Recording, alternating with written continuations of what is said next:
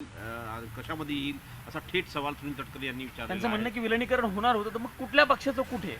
आणि तुम्ही NDA join करणार होते का? ही लोकशाही आहे, प्रत्येकाला बोलायचा अधिकार आहे आणि बऱ्याच लोकांना बऱ्याच गोष्टी माहिती आहे, पण अनेक वेळा लोकांना आवडत नाही मी हे बोललेलं. पण तुम्हाला सगळ्यांनाच माहिती आहे माझं पोट किती मोठं आहे आणि आज माझा भाऊच नाही राहिला हो.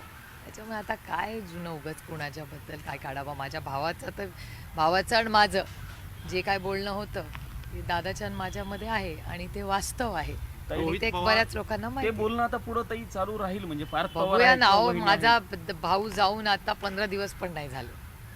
आम्हाला त्या शॉक मधून बाहेर तर येऊ. ताई तुम्ही मग म्हणताय त्यांचं तर तुम्ही म्हणणं शॉक असं मधनं आहे बाहेर की अजून आलेले दादा नाही. गेले, दादाच्या गेल्या त्याच दिवशी यांनी विलिनीकरणाची चर्चा सुरू केली होती. मग तुमच्या हे पक्षात बघा, ही लोकशाही आहे, त्यांना बोलायचा पूर्ण अधिकार आहे. रोहित पवार म्हणताय की एक पूर्व विदर्भातला नेता काही फाईल घेऊन थांबलेला होता, त्याच्यामुळे त्यांना कारणी न दादांना जाता- कारणी न न जाता जाता विमानानं विमानानं जावं जावं लागलं. लागलं. तो एक मोठा संशय ते व्यक्त करताय. त्याची तुमच्याकडे काही माहिती आहे का? नाही, मला त्याची माहिती नाही, पण मी माहिती जरूर घेऊन तुम्हाला सांगेन.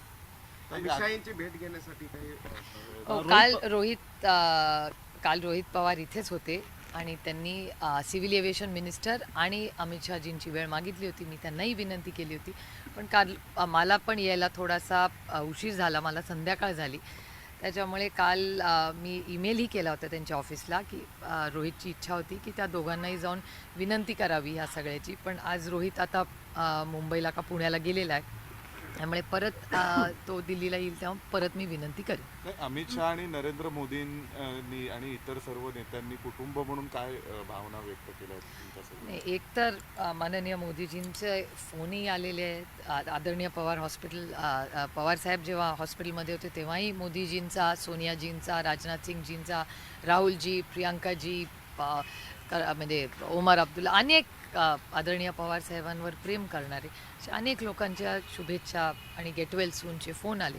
आणि माननीय प्रधानमंत्रीजी, राजनाथ सिंगजी, सोनियाजी असतील, या सगळ्यांचे मी मनपूर्वक आभार मानते की या सगळ्या काळामध्ये त्या म्हणजे मग दादाच्या वेळीच असेल, त्यानंतर गेल्या 2-3 दिवसात आदरणीय पवारसाहेब हॉस्पिटलमध्ये असताना ज्या पद्धतीने त्या सगळ्यांनीच आणि तुमच्यासारख्या असंख्य आदरणीय पवारसाहेब आणि पवार कुटुंबावर प्रेम करणाऱ्या तमाम महाराष्ट्रातल्या आणि देशातल्या अनेक लोकांनी जी साथ आम्हाला दिली त्याबद्दल मी मनापासून आभार मानते. मॅम, एक महत्त्वाचा प्रश्न आहे महाराष्ट्रात टीडीआरची खैरात देण्यात आली आहे.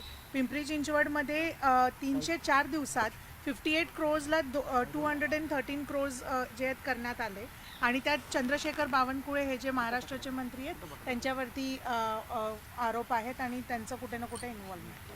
नाही, तशी काय परिस्थिती असेल तर जरूर मला माहिती द्या. मी माननीय मुख्यमंत्र्यांना नक्की त्याच्याकडून माहिती काढून माननीय मुख्यमंत्र्यांनाच आपण विनंती करू की काय बातमी आहे आणि माझा विश्वास आहे की पारदर्शकपणे माननीय मुख्यमंत्री याचं उत्तर देतील. ताई, रेवती ताईंच्या लग्नाची घोषणा इंस्टाग्राम पोस्ट करून आपण केलेली आहे. मुख्यमंत्र्यांनी मध्यस्थी केली अशी एक चर्चा आहे. नेमकं नाही, खरं तर गेले अनेक महिने ही चर्चा चालली होती.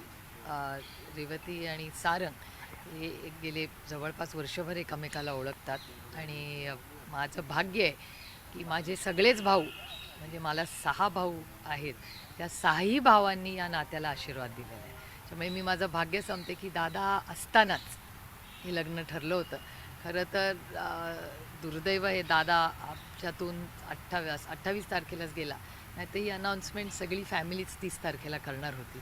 त्यामुळे एकाच गोष्टीचं मनापासून समाधान आहे की दादाच्या आशीर्वादानेच हे लग्न ठरलं. एक तो प्रश्न असा, राजकीय तुम्ही बोलणं टाळताय पण तुम्ही शेवटी एक कुटुंब देखील आहात आणि जेव्हा दादांसोबतच्या ज्या काही राजकीय चर्चा सुरू होत्या त्या स्वाभाविक कुटुंब म्हणूनही एकत्र येण्याबाबतच्या आणि अशा होत्या. मग आज तुम्हाला काहीच वाईट कसं वाटत नाही ज्यावेळी अशा प्रकारे जर थेट शब्द फिरवला गेला असेल?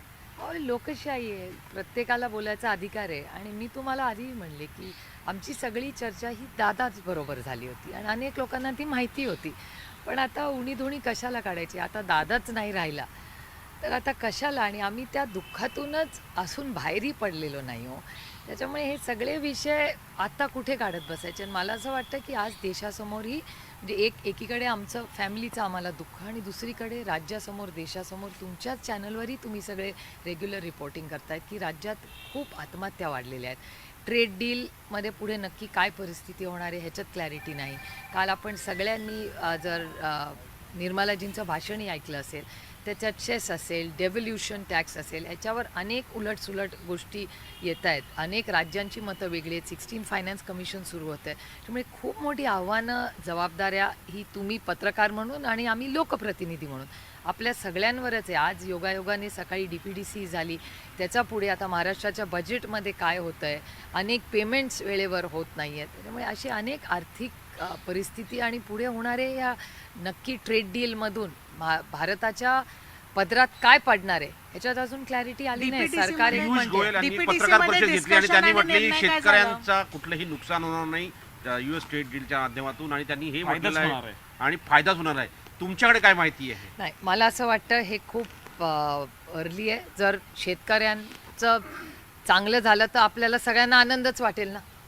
जो आपल्या अन्नधान्य, आपल्या म्हणजे अन्नाला देव मानणारे आपण लोक आहेत, आणि तुमच्या आणि माझ्या भुकेचा प्रश्न सोडवणारा, काळ्या मातीशी इमान राखणारा जर शेतकरीला भलं होणार असेल तर अर्थातच आम्ही त्यांचं स्वागतच करू ना.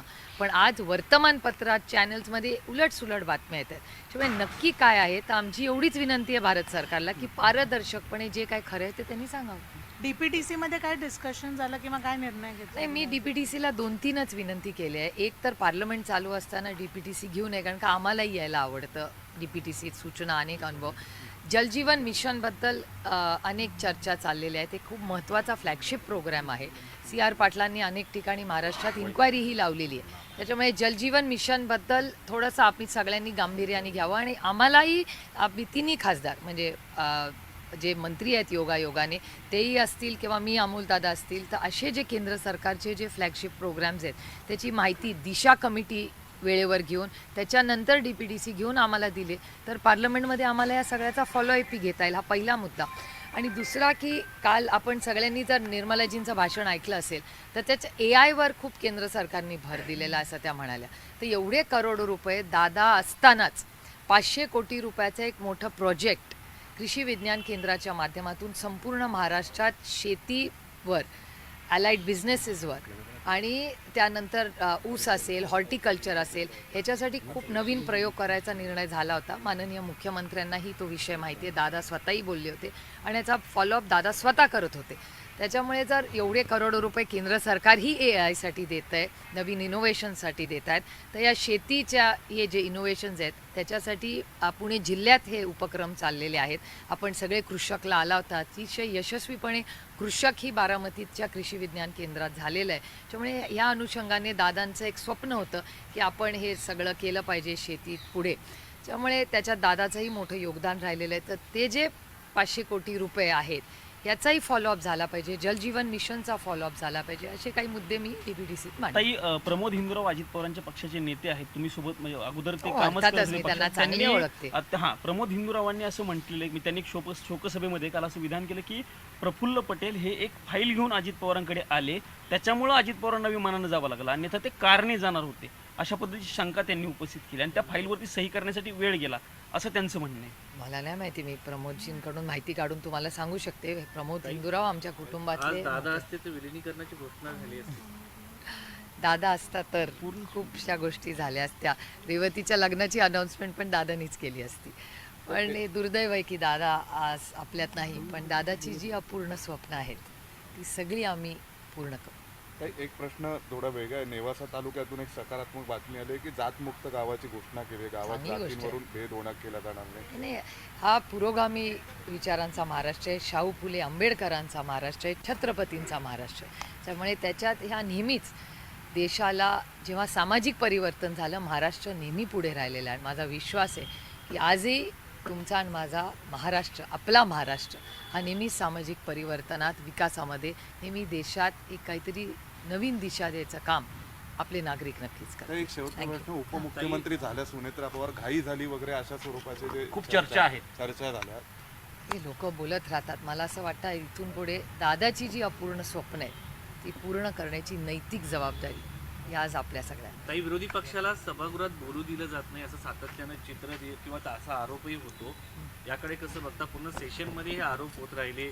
काही लोकसभा खासदारांना अध्यक्षांवरती निलंबित देखील अविश्वास करण्यात ठराव आला आहे. हे दुर्दैव आहे, कारण का शेवटी लोकशाही आहे आणि ज्याला इंग्रजी म्हणतात डेमोक्रेसी हॅज टू बी नॉइझी.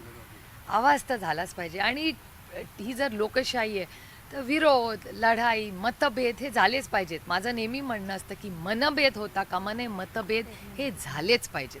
त्यामुळे या ज्या पद्धतीने निलंबन झालं किंवा टोकाची भूमिका घेण्यात आली ही दुर्दैवी आहे, कारण का लोकशाहीमध्ये सगळ्यांनी बोललं पाहिजे, म्हणूनच ते ती लोकशाही आहे. गाईज तुम्हाला घ्यायचं आहे मॅम, ऑपरेशन खैरात झी 24 तासने जे काढलं तुम्ही आता सांगितलं डिटेल्स द्यायला, पण TDRच्या संदर्भात ज्या प्रकाराने चंद्रशेखर बावनकुळे यांच्यावरती आरोप केले गेलेत आणि कार्यकर्त्यांना किरपाती मिळाली आहे की 304 दिवसात मी ह्या सगळ्याची माहिती घेईन आणि मला असं वाटतं मला विचारायच्या ऐवजी माननीय मुख्यमंत्र्यांकडूनच आपण क्लॅरिफिकेशन आवाज कुठे हा मुद्दा उचलला जाणार का? कारण की ॲट द एंड हे महाराष्ट्राचं हे नाही, आहे. अर्थातच जर कुठलाही गैरव्यवहार महाराष्ट्रात नाही देशात कुठेही झाला तर त्याच्या विरोधात आमची नैतिक जबाबदारी आहे की त्याच्या विरोधात आम्ही बोललोच पाहिजे. Thank you so much. पुणे तसेच पिंपरी चिंचवड आणि महाराष्ट्रातील महत्त्वाच्या आणि ताज्या बातम्या पाहण्यासाठी महाराष्ट्र 18 न्यूज चॅनलला यूट्यूबवर सबस्क्राईब करा आणि बेल आयकॉन प्रेस करा.